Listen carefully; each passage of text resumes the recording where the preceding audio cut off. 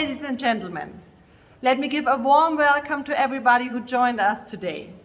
As patron of the RISE City Lab Munich, I'm very happy to host this event. This even more as today's discussion deals with the concept of superblocks. Superblocks, the 15-minute city, cities for people, all these are all well-known keywords when it comes to the most important question of our time. How are we defining urbanity when more than 50% of humanity are living in cities, being responsible for 80% of all greenhouse gases? The answer is clear. Cities have to become light towers in a decade of social and ecological transformation that begins right now. Superblocks are such light towers, as they already have changed the life of thousands of citizens to the better. Less pollution, more common ground, intermodal mobility. The advantages are well known. That is why Munich, together with the Herbert Quandt Foundation, also follows this path. But innovation always carries the challenge of implementation with it. And that's what we will discuss today, how the greater vision becomes reality to create a better daily life for our citizens. Thank you very much, and I wish you an inspiring discussion. Well, thank you very much, Katrin. That's great. Now I'm going to introduce you to our speakers, and they come from three very interesting places. One, Helle Søholt comes from Copenhagen, Catherine Gall comes from Paris, and Silvia Casorrán from Barcelona. What better combination could we have? Anyway, Helle is well known. She's the founding partner and CEO of Gehl Architects, and most of you will know about them. They've done fantastic work all around the world. So she's one person, very important. Another very important person is Catherine, who I don't know, but I have just read about. And I think what you do is also quite interesting, I must say. This research lab you've got for entrepreneurship, territory and innovation, which was created by various people such as Carlos Moreno. And what you're doing there is really rethinking planning and the planning paradigms in quite a substantial way. And then finally, we've got Silvia. Now, Silvia is again different. She's a sort of activist, but she also, she's a politician. She's deputy architect of Barcelona. She's been working on sustainable mobility for 20 years. My God, how have you been able to achieve that? So there you are. You've got a nice mix of people. So just as we're going to be having this conversation, just two things to sort of bear in mind, I suppose, from a creative bureaucracy perspective is really, to what extent did you need to shift planning rules in order to make all of the things you're doing happen? Did you have any resistance? But anyway, that's just in the back of your mind, perhaps. So do you mind, Helle, if I start off with you? You've got a real global overview of urban developments and all sorts of things. Now, do you think this movement towards the 15-minute city, the 1-minute city, the super block, and so on will spread, since our theme today is obviously the super block and whether it really creates a better urban life? Do you mind responding a bit to that? Sure. Well, thank you, Charles, very much for the invitation to join today. And I certainly feel in very, very good company being based here in Copenhagen, but speaking with you all from such great cities as Paris and Barcelona. I very much think that these concepts that we are talking about are related. You know, the city for people that we are talking a lot about in Gall, and the super block for that matter, are related. It's not the same, but these concepts are spreading. And as I see it, it's generally expressing a change of mindset that we have been seeing in planning over the last couple of decades even. Towards this more sustainable urban planning approach where focus on livability and public life and public spaces is in focus. The 15-minute city is a compact city. It's a mixed city that enables people to walk and bicycle as part of their everyday life. It's a city that supports hybrid working and living with local community functions. And this is something that we have overall, I would say, seen and needed increase for during the last 1.5 year during COVID. An urbanism that basically supports health equity and inclusion. No, that's interesting. So basically you're talking about a way of devising a city that is really about healthy urban planning. You might add the word healthy to urban planning in general. So your last point was that you said there was a big shift in the pandemic period. Do you think that has given it a real sort of drive or engine to do more of this type of thinking? Absolutely. I think COVID has resulted in an incredible increase in pedestrian and bicycling globally. We've seen less life in some of the more monofunctional urban centers. Actually, in fact, you know, a city like Copenhagen lost 80% of the life in the urban center. But we've seen an increase in activities in local neighborhoods, 30 to 40% more people out. Families are out, children have been out, more women have been out in public space, even elderly people that we maybe tend to think about as vulnerable communities due to COVID, they have actually been out. So public spaces and local streets have shown that they are the necessary relief spaces where we can sort of stay socially connected and physically active at the same time. And in fact, I would go as far as to say, you know, these spaces is what I have argued for many years is a human right, as well as having the right to breathe fresh air and having access to healthy food. Yeah, no, that's great. I loved your last point where you said you're arguing that it is a human right. Can I come back to that a bit later? Catherine, hello again. Can I just ask you a question? I mean, many urban thinkers, I'm just thinking at the moment of obviously the wonderful Jane Jacobs, have talked about some issues which are a bit like, not quite the 15-minute city and so on. But you clearly have added a completely different dimension to it, from my understanding, obviously the eco dimension and so on. What do you specifically see as the sort of new idea within the 15-minute city concept? Thank you. I'm happy to be with all of you as well today. Maybe what's different, because you're totally right, this is an old concept. Professor Moreno and the other professors of the research lab, they've been studying this for a long time. And we have seen a stronger interest from all across the disciplines that we host at the Sorbonne. So we are actually a transdisciplinary lab where we have urbanism, we have architects, we have geography researchers, we have scientists in data, and we have sociologists as well. So we see both the hard science and the soft science actually have all seen the interest, and I'm not forgetting political science as well, because all of this in the end sort of brings together the public arena, and we see officials who lead our cities, the people who actually are elected, and also all the people who are serving the city organization. They sort of see the interest of hearing from the citizens themselves. And we haven't really given the mic to all of us, including ourselves, because we all live and, you know, reside somehow in some sort of cities. So what's different is that it's now really becoming a systemic issue. It's one of those wicked problem, as design thinkers would call them, and people who are expert in solving complex issues. One of our associate scientists is Edgar Morin in France. He's known for leading the science behind systemic problem resolution. So that's new. It used to be only a vision from architects and maybe some environmentalist activists.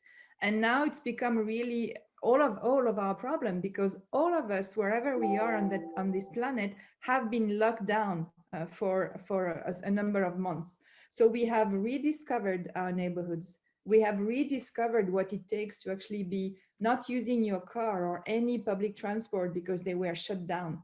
So we basically have rediscovered our environment, and we see that it calls for a reset. We can no longer Und just. das sollte so ja eigentlich in Zukunft funktionieren, oder? Ich weiß jetzt nicht. We can no longer just. Ja, genau. Also irgendwie habe ich es vorher nicht gesehen. Ich hoffe, es klappt einfach beim nächsten Mal. Okay. Ah, here's someone Danke. who's Ja, coming in. ciao. Hello, Bye, Katrin. I love having little tech problems because it just shows that we have to adapt. Yeah, this is funny. No, but this is exactly funny because this is part of the unit. We have this set today with this Zoom environment, and it's exactly like the neighbor came in, and we let her in. So yeah, and it was the vice mayor who came in. That was great. Exactly. But, so anyway, just to cut this long story short, although it is fascinating, I think that the biggest new angle is that it's everybody's problem. It's no longer just urban planners' problems or city officials' problems or technology's problem, because our research lab goes back to the days we used to talk about smart cities. And we don't want to use that smart city tag anymore. We want to talk about living in livable cities. We want to talk about enjoying working together. And let me finish by saying that one of our aspiration as well is that proximity gives you a chance to also follow new economic models, because you can simply work and buy and you go to the doctor, to all the local people that are around you, and that's really a new way to think of how you conduct your life. Thanks, Catherine. I mean, one of the points I'm just capturing for myself here is that basically city making and place making is a collective endeavor, and you need, in a sense, to use the word collective again, collective intelligence. And the other word you used was hard and soft. And I know that Helle knows about hard and soft and how you actually try and create those sort of situations. Now, Silvia, you're the superblock woman. You actually live in a superblock, leaving aside being a great advocate for them. Where did the idea come from? I mean, you were perhaps one of the initiators. Did it come from bottom up? Did it come from top down? Where did it come from in Barcelona? Hello everyone. I didn't say. The superblock concept is a quite old concept. It's already written down in the Masia plan. This is from 1934 in Barcelona. And they are already planning blocks of 3 by 3 with 400 by 400 meters. That was like the pilot of the super block in Poblenou. That was exactly like that, of 3 by 3. But then it's in the mobility plan in 2013 when the plan for super blocks is already there for the whole city. So the concept was already there since last century, but then the development it's quite new. And then we started with a pilot exactly at the place where I live, but it's totally by chance. I mean, I didn't plan the super block in my home, though some people do think that, but it wasn't my fault, because it was a pilot from the universities. They really tried to put the theoretical concept in real, and then they decided an area of the city where we are just a few people living there, and then where it was easy to, in theory, it was supposed to be easy to test it there. Yeah, but of course we already had some super blocks in old towns, in Gracia and in Ciutat Bella. So, but that's easier to understand, no? That the super block in the end is putting hierarchy to the streets and deciding which them are for people mainly, and which of them are for cars or for through traffic. But then when you get a net as the Champlain grid with all the streets that are the same, 20 meters wide, then it's, yeah, you need some more theoretical exercise to determine which ones are the streets for the through traffic, and which ones are the ones that you are removing cars or space from cars and giving it back to people. That's the main concept of the super block. It's getting back the space for the citizens. But this space was always there, only not the last 50 years, but we have to keep in mind that the space was there already since the Roman cities and before. So It's just changing the paradigm of the last 50 years that we lost in our cities. No, to put the citizen in the center of the urban planning, and that's it. But we are still having problems. We had yesterday or the day before yesterday some article from some chief architect in Barcelona from last century that was complaining about the superblocks concept and about all the tactical urbanism, and was saying that this is totally illegal what we are doing now. And come on, this is just we were talking about human rights. So human rights is breathing an air that is not killing you, is not having car accidents in the city, is not being killed also by noise. We are having more than 100 persons killed every year also by noise, not only by air pollution, which are more than 1,000. And of course, it's giving the space for the people to socialize and to live the urban environment. And of course, after COVID, as you mentioned, it has been very clear how important is this. But we already knew some data before that was clear that we had to go in this direction. So that's what we are trying to do. It's still a very slow process and long process, but we are in this way, as Paris does and as Copenhagen does. And I think all the cities in the world are following the same. But what's interesting, I mean, a couple of things interesting for me. A, the thing that we always neglect, the noise thing, as a really big pollutant. The second thing I like or do not like, the fact that there is still this massive resistance from people who potentially should know better. But I have to say, I've seen some images of the superblock, and it actually looks like a rather pleasant environment. I wouldn't mind just hanging around there and just watching the world go by. Helle, can I come over to you again? You know, you've been very involved, obviously, in urban planning and so on, and you know many of the obstacles and so on. So if you're trying to implement a superblock, are there sort of, from a planning perspective, issues that one really needs to get one's head around? Do you mind answering that? Well, I think the superblock concept is wonderful, and as you mentioned, Silvia, we are using that too in Copenhagen. But I must also say that a superblock solution is not always right as a standalone solution. I really think we need to consider the wider context. We need to ensure that we are not just pushing traffic problems to other parts of the city or to the perimeter of the block. So it actually requires a very sort of overall approach to the development of the city towards a sustainable, healthy, and inclusive city. And that means actually working across departments so that all of these different policies and programs are actually coming together. Having said that, when we are engaged in developing these ideas, it is extremely important that we start with engaging people, organizations, and companies locally, and really make use of what we would call public life data. Gall always include sort of a community mapping as a first phase in all of our work, so that we can know what's actually happening right now before and during a transformation. Then we can sort of know how many people are in fact walking and bicycling through an area, how are people using the street, how is public spaces being used differently during the test period. What's the impact on local traffic or the environment or even local economy? Is the initiative helping local businesses thrive?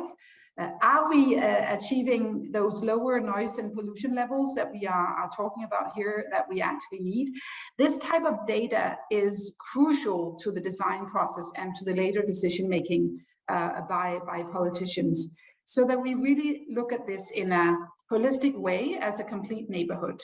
So I would say, again, summarizing two things: the engagement of people locally and the data, but then also working across policy areas and thinking about this as a holistic solution for the entire city. I mean, what I like what you're saying there is, so often when we think of the word design, we think of some pretty drawing and stuff like that, but behind it is all that information that actually informs then obviously what may happen.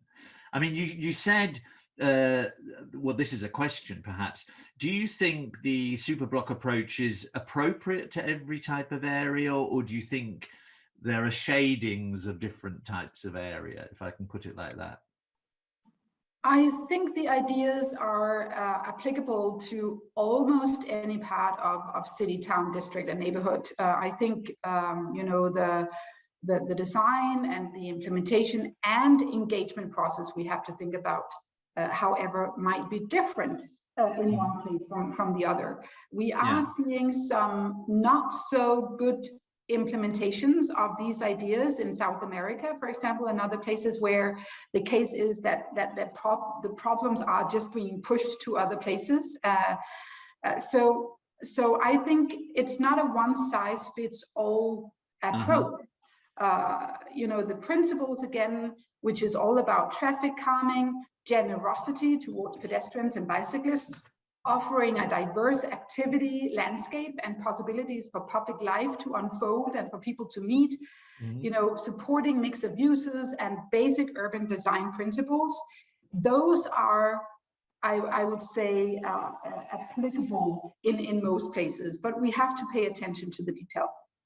Yeah, no, I like that point about the principles, and I like another word you used, which was generosity. So to some extent, I'm looking at some of the images I saw of Barcelona, you felt there was a gift, a generous gesture of generosity to the people, which hopefully made them feel more comfortable. I mean, can I turn back to you, Catherine? I mean, within your 15-minute city idea, do you also, or have you also implemented nodes, let's call them superblocks? You might have a different name for that. And the other question, if you could add to the end of that, how far do you think you've got in the Paris case? Because obviously 15-minute city, Paris idea is very connected. Thank you. So maybe I'll respond to your first question by talking about the first experimentation, because the field tests are actually creating content for the body of knowledge and the body of research that we have, that we actually totally want to turn into the public and in common good, actually. So what we test in Paris or what we test in other places, because we are connected into a global network, thanks to the C40 consortium. So C40, the biggest, the 40 largest city in the world are joining forces. We have a partnership with them. There is this competition going on right now, where students and university academics are encouraged to propose and to help us share ideas and best practices, because we are developing the concept and the model. We are developing methodologies and also tools to actually visualize the different equipment and services that are organized around the 6 social functions that we need to fulfill, which is basically to allow people to go to work, to live somewhere, to support their shopping and grocery shopping and so on, to support their cultural needs, their education needs, and their health needs. So there are 6 dimensions that are very important that you have to distribute around your landscape of 15 or 30 minutes. You know, there are the 2 scales depending on the density. So in Paris, we talk about experimentation that we conduct at local neighborhoods dimension. So the entire city has as an aspiration to turn into a 15-minute city, which basically translates into creating multi-centric areas within the city. As you all know, France is quite centralized, although we are doing our best to decentralize step by step many things. But Paris used to be also quite centralized with the business district, and where people wanted to live because they were the best schools. And then you also have the park and nature where also people like to be around and so on. And Mayor Anne Hidalgo, and she has created a role. So somebody is embodying this notion of proximity, there is someone who has as a job the function and the mission of actually creating the infrastructure and creating the strategy and the tactics behind allowing people to be 15 minutes away from those 6 basic functions I just talked about. So the idea is that we've piloted that on the 20th arrondissement. We are piloting that in other arrondissements, and it all starts by creating the maps, creating the geographical maps, showing, oh, if I live in that part of the neighborhood, where are the doctors, where are the schools, and do I have a choice? Because the idea is not to prevent people from going further to buy a different sort of bread they like from the local bakery and so on. It's totally not about shrinking liberty and freedom. It's about giving choices. And right now, most people don't have a choice. They live somewhere and they cross the city to be going to work, which again has changed drastically over the past 18 months because of COVID and because of evolution in the French society and in the French labor market towards telework, flexible hours of working, and so on. So where we are in Paris and Nantes would be another city that is looking carefully at this model in new areas where they are refurbishing and redesigning old industrial parts of the cities, playing on the distribution of services and the mixed use and the mixed services that you have to provide. So it's too early to draw conclusion. We are only 18 months away in the experimentations, and the past 18 months cannot be considered as standard in the sort of temporality that we need. But certainly we see more and more interest, and we are working outside of Paris with very different regions in France, from the north of France to Nice to Toulouse, where it's more about the 30 minutes sort of scale, because it's more rural area, but definitely it's all about proximity and thinking of proximity in a spatial way. It's the distance, but it's also the time, because you could be only 5 kilometers away from your next appointment in Paris, and it could take you as much time as just driving 30 kilometers in Brittany. So it's very fast driving, 30 kilometers in 5 minutes, by the way. Yeah. So it's the proximity in terms of space, in terms of temporality, time, but it's also the cultural proximity. In different parts of France, you are close to a frontier, to Germany, to Spain, to Italy, to Switzerland, to Belgium, and so on. And it's a different environment. And so we are looking at this as well. We are looking at cognitive proximity, social proximity. So proximity is a better word for us to replace 15 or 30 minutes, because there are always discussions about 1 minute, 5 minutes, 15 minutes, and that's not the point. The point is, what is my mental geography, and also my unconscious bias that I will get myself in motion to go do something, because there is no question that it's not about not leaving your home. It's all about deciding to go and take that walk or that bicycle ride or that whatever to do something, but not having to plan an hour and a half ahead of time. Yeah. So, I mean, clearly there's a new economic model in the making because of hybrid working and all of that. I mean, what's really good, I mean, obviously, you know, when I think of Copenhagen, to some extent, you've been doing this for such a long time, Helle. Congratulations, Copenhagen. Now let's congratulate Barcelona as well. I'm just amazed that we've got these 3 lovely cities here. So, Silvia, you said broadly it's been well received, your Superblock, it seems, although there are some archaic architects or whoever they are giving you a hard time. Did it cost, just a question, did it cost a lot to implement what you did? Was it a big budget problem? Can I just ask you that first? Yeah, sure. And then I will reply also Helle and Catherine about some things that they pointed out. About budget, the pilot was very, very cheap, because it was in the beginning, there were just the mobility changes. so really minor changes, and they were less than 100,000 euros. I think they were like 70,000 euros, something like that. That was for the students pilot. Then we had afterwards, after a few months, then we had the tactical measures, and then the budget is something like 200,000 euros per 100 meters long of each street. But then when you want to convert this into a structural urbanism, then of course the cost is much higher. Now we are with the development of the superblock concept that we are now working in the city center in the Champlain grid along 21 corridors. We are now spending in the next 2 years 40 million euros. So I mean, you can, of course you can spend. I mean, if you want to go through tactical measures that some people think they are not legal, then of course it's 1/5 probably of the investment. But then when you really want to change the city in a structural way, then you need money, of course. But yeah, so that 40 million, million, what might that be for? 40 million now, it's to change some 5 kilometers only, but to change them totally. I mean, from top to down, from the trees, the structure of the street, totally. And this is now we are working with a new model. The next week will be introduced the new model of the street of this 21st century street. And of course, it's a big change of the conception of the street.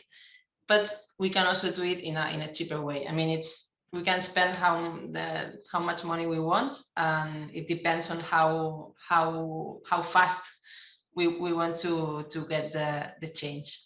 And let me, Charles, first also answer to Helle the mention you did, Helle, about the traffic. No, when you push the traffic to the perimeter in my superblock, for instance, in Poblenou.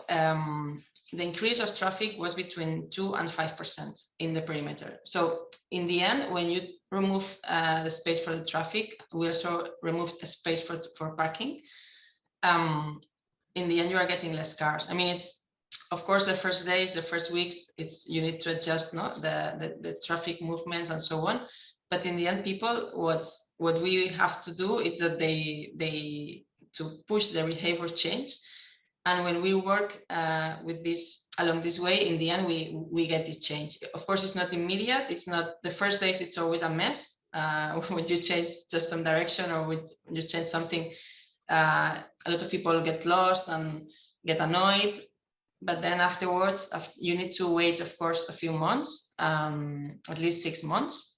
But in our case, in the superblock in Poblenou, after 2 years, our mayor came to visit also, and she got some people that went to her saying, "Oh, we were against the superblock, and now we are coming here every day with our grandchildren." And so people really need time to get adjust to the changes and to appreciate what the change in public space mean. And we can tell it, of course, superblock, we can tell it whatever, because it's just about traffic calming an area and getting back this space. But I mean, the concept of superblock with the perimeter, yeah, I mean, some people feel that they are neighbors on a second class because they live in the perimeter and not in the middle of the superblock.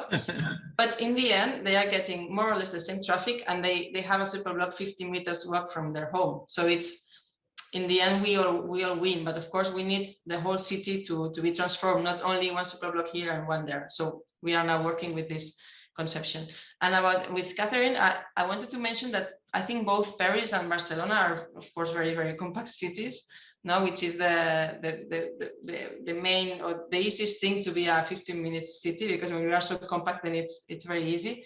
But at least in Barcelona, already from the 80s, the neighborhoods, they already had many services. I mean, all the health services and the schools and the cultural services and supermarkets, they are spread in the whole Barcelona. So for us, it's really easy I think we are already a 15-minute city, and probably Paris as well, because we've got services spread in the whole city. Maybe not the university, then you need to go some farther, but I think we play an advantage when we are so compact. We also lose because we've got less green, and we've got, of course, less air quality conditions and so on. But in terms of proximity, I think we are playing the top league, no? Because it's unfair to compare, of course, with other cities because of our compactness, I think. But the thing is that, and this is what is fascinating in this research and in this discussion. My 15-minute city that works for me is different from the one that works for my children and for my parents and for people who have a different lifestyle and sort of approach to their activities. And so that's what we are trying to map out, because we know that in Paris, some people live within 15-minute cities of many activities and services that we can offer. But actually, if you ask them, they would rather move out someplace else. So it's the city of choice. It's your city of desire that we aspire at creating. And we all know that even in Copenhagen and Barcelona and London or wherever, as you change in your life path, there are things that you need that you didn't need before. And so it's that aspect as well. Not that we want to create the city for the students and the city for the workers and the families and so on. You need a mix of all of that. That's why we are really studying the offering of services, and we also recommend that public space, for example, becomes a very intensively used space. So we talk about chronotopia and chrono-urbanism and multiple use, reuse of all of that, because it's not happening right now. And so to come back to Paris, one of the experimentation we are looking at right now is opening schools. The schools, you know, for all kinds of very good reason, they are open during the school hours. However, they are usually very well located in proximity to public transportation and so on. And they are closed over weekends, and there could be lots of use cases for people to access a bigger room, to have an entertainment session, or to practice music, or to dance, or to do whatever, in addition to your very compact home base that is very small because you live in super city center of Paris. So we are also looking at those things, and they are part of the potential of an indicator. We have created an indicator which we call the high social quality of life, that basically look at how you score on your 6th dimension. You know, how many choices of schools do you have? How many choices of hospitals do you have? And that gives you a score, and we can compare different neighborhoods and ultimately, hopefully, different cities. I mean, Helle, please ask anyone else a question if it's come up, Helle. But if you haven't got a question to ask, I've got a question just for your background, which is whether this is much more a European thing happening or is also happening in other continents. But please ask our other friends a question if you like, or whatever, or comment. Thanks, Charles. Well, I do have a couple of comments. I think the superblock concept is absolutely wonderful, and it fits the European city model very, very well. Because as you were saying, Silvia, we in most cities in Europe, we have a distributed service of shops and schools and health and so forth. But we are working in communities, for example, in the US, where there's food deserts, where design a superblock might not be the right solution, because people have a very long distance to getting to even a supermarket where they can buy fresh products. Most people in some neighborhoods can only buy fast food or canned food. Or we are working in neighborhoods in Houston where, you know, a vast majority of both young and children and the adult population are obese, and walking, you know, a far distance is actually very difficult to implement in an area like this. So the only thing I'm advocating for here is that it's not an urban design solution only. It's not about only designing our traffic patterns differently and reconfiguring the public space if we don't also think about the services provided and understand how to overcome the disproportionate low investment patterns that we have seen in certain neighborhoods around the world. And this is, to your point, Catherine, a systemic issue. It's an issue of disinvestment in low-income communities because of race, because of the economy. And if we don't see this as a holistic solution, we might not actually solve those issues. And then, to your point, Catherine, we are not giving people a choice. And so it should always be, I would argue, people first, people driven. And urban design solutions like a Superblock is one tool that we have in our toolbox, but we have to think about all the things that you're mentioning: access to school and education, access to health, access to work, and retail, as we have talked about. So that's the only thing that I want to argue for. I mean, basically, you're saying people and cities and everybody involved in city making needs to think, plan, and act differently, and have basically it's a different conception. I mean, the retrofitting processes that one would require in some of these neighborhoods in Houston are absolutely vast. What about Asia then? Asia is more dense. Have you got any experience of any Asian cities thinking along these lines? Yes, definitely. And I think, you know, we are working right now, for example, in Shanghai in China.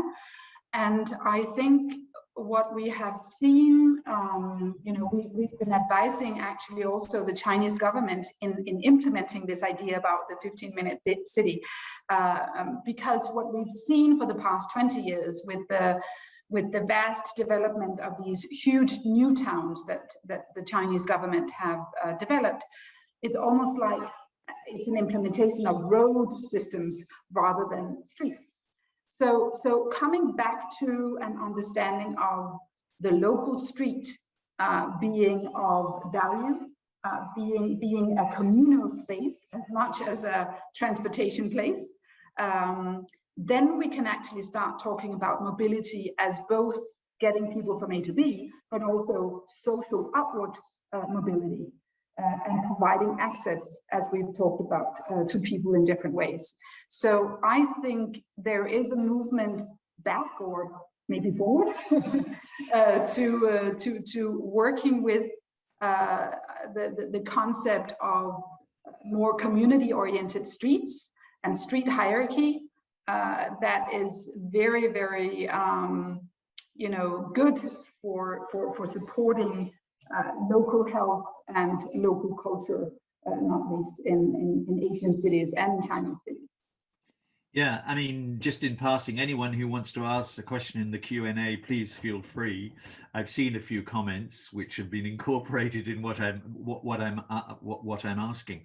But I think what you highlight there, and I suppose back to either Silvia or Catherine or whoever, clearly the transport system is incredibly important. I'm just thinking of the sort of metros that are really incredibly, you know, every 1 minute in Hong Kong, and, you know, so to some extent your 15 minutes can really take you, as Catherine said, quite far away.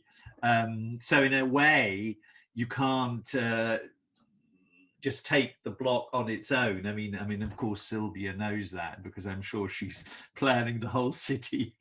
I mean, Silvia, in general, you're saying, though, that the core idea, there's been a bit of a shift in mindset to accept the sort of thing that is implied by the superblock. Is that right?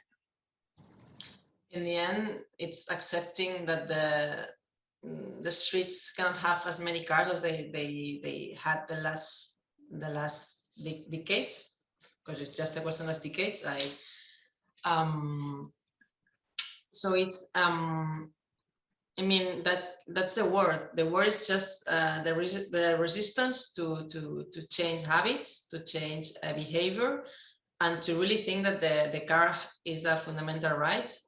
We are still fighting with this, and still retailers still think that when you remove the cars from the door, they will lose sales, when it's totally the opposite. And already in the 70s in Barcelona, in the city center, we already removed cars from some streets that are now the most expensive ones, but still 50 years later, we are still fighting with the same. And we need to test, to show every time that their clients are not coming by car to their shops, and it's still the same ones and over. I mean, it's always the same fight.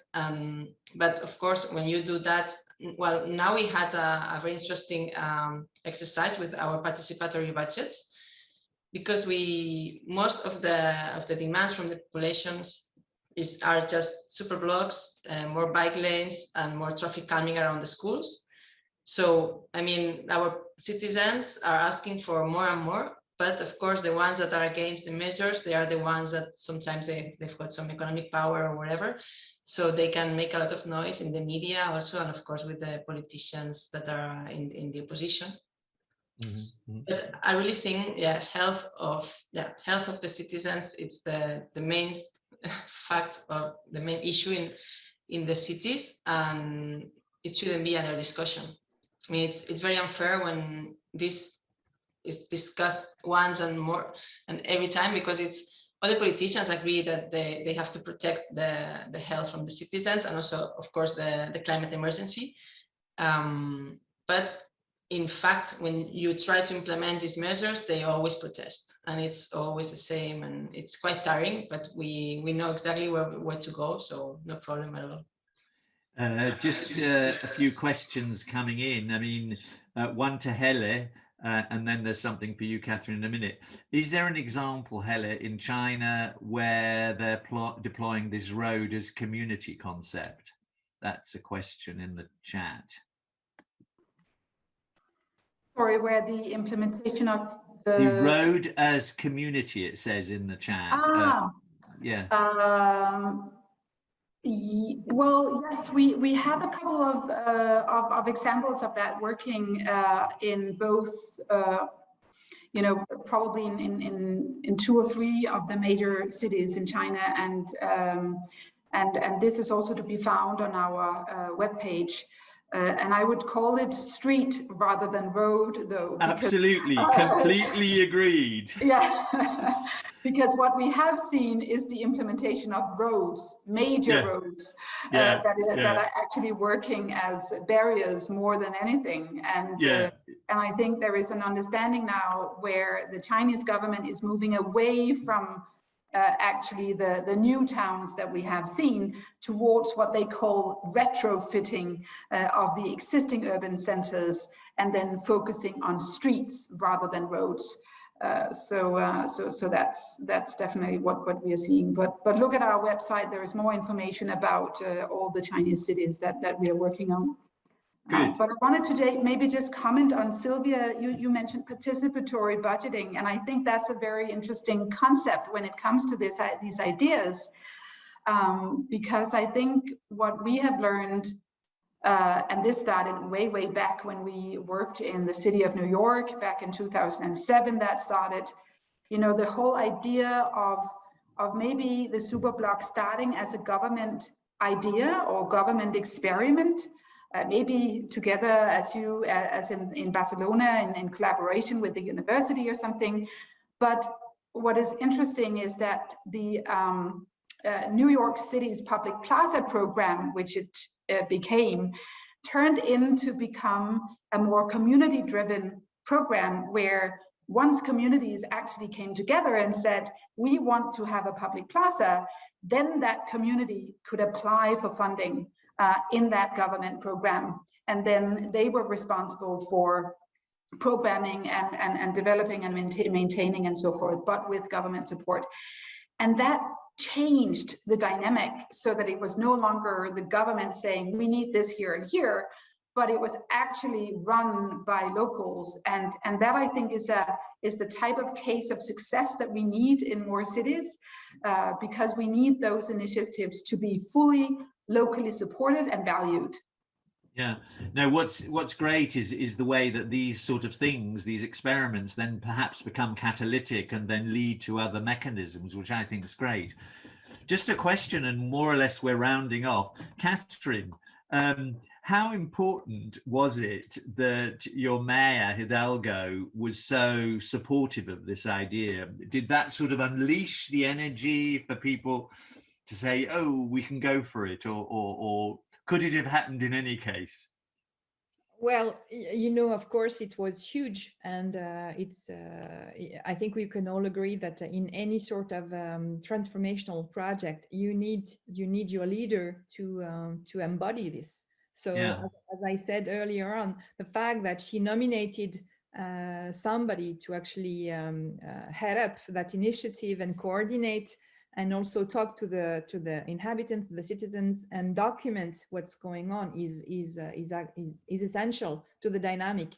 And people are going to Anne Hidalgo and her team to look for best practice, to understand the threshold and the roadblocks and all of that. And she's a great spokesperson to that. She's also connected to other mayors in the C40 group and across the globe. So of course, she's a fantastic ambassador. She walks and rides her bicycle as much as she can. So she's also a walk the talk sort of person. She doesn't just do it because it's sort of politically interesting and it's giving her an edge. Her whole approach, and I don't want to turn political here, but she's also super connected to the notion of common goods. Yeah. And she would totally agree with the things that, and her team as well, with what we just discussed. You have the right to have a decent home and access to water and breathe some fresh air and have access to all kind of very important basic functions. So because of that initiative, Students Reinventing Cities, that is closed now. I just checked because I wanted to check the Asian cities, and there is a city in New Zealand, one in Australia, and one in the Philippines who are looking at applying the proximity concepts to reinventing urban planning. There are many cities in South America. We haven't discussed that part of the world, but Colombia and Mexico and Brazil, we've done hackathon with universities there to actually inspire them. The proximity city, the short distance city, is a very inspiring topic for thesis and dissertation and reports of master's students and so on. So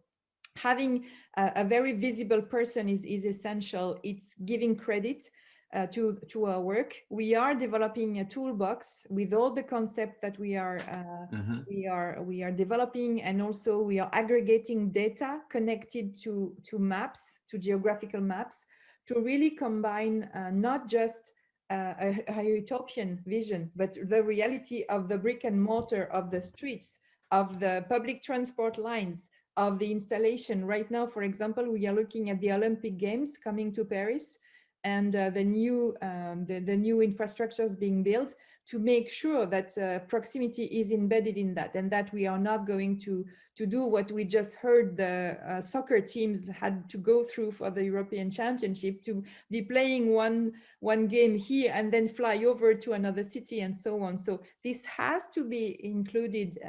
That's why it's so systemically connected. It's really a wicked problem. It's something that you cannot solve by just solving one dimension. It's all totally woven into each other. Yeah, no, I mean, unfortunately, we've got to close. I wish we were together, by the way, and having this either coffee, tea, wine, water. I'm not quite sure what I want. But look, there are a couple of things that have just come across in my mind. I like the idea of the human right, and then the right to not be polluted, the right to fresh air, all of that.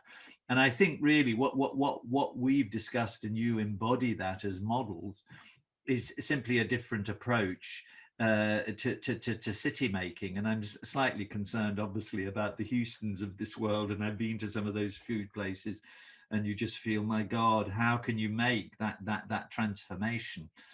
But anyway, the discussion to be continued. Thank you, you three wonderful people. And we'll see each other soon somewhere, I hope. So I was about to say lots of love, but I will say it. Okay. Bye-bye. Bye-bye. Bye-bye. See you. Bye. Good afternoon, everyone.